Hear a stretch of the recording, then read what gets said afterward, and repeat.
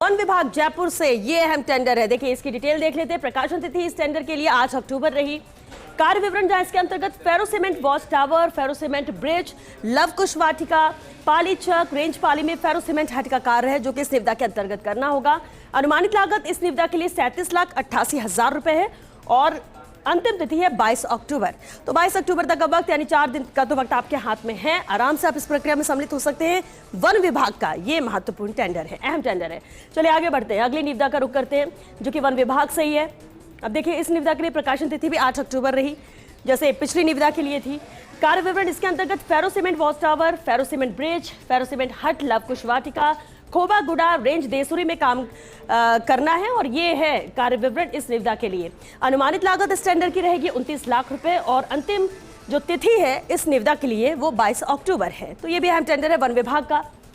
जो अभी नए टेंडर्स की हम बात कर रहे हो, ये नए टेंडर्स है जिसकी जानकारी आप तक पहुंचा रहे हैं।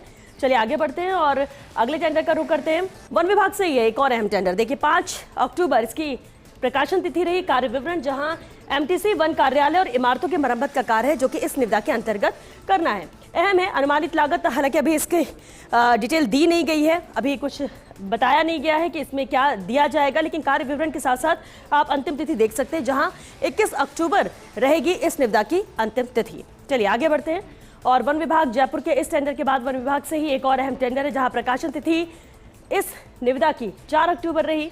कार्य विवरण इसके अंतर्गत polythene bag 12.50 centimetre into 30 centimetre यानी 120 माइक्रोन रंग काला पॉलिथीन बैग, जिसकी 20 सेंटीमीटर इंटू 40 सेंटीमीटर 120 माइक्रोन रंग काला, ये इसका कार्य विवरण है जहां अनुमानित लागत इस निविदा के लिए 14 लाख रुपए रहेगी और अंतिम तिथि की हम बात करें तो 21 अक्टूबर इस निविदा के लिए अंतिम तिथि है, यानी कि 4 दिन का वक्त आपके पास है। इस प्रक्रिया में भी सम्मिलित हो सकते हैं क्योंकि वन विभाग ने जिस तरह से ये अहम टेंडर्स निकाले हैं, 3 से 4 टेंडर जिनकी जानकारी हमने आपको दी, उसी में एक ये निविदा भी शामिल है।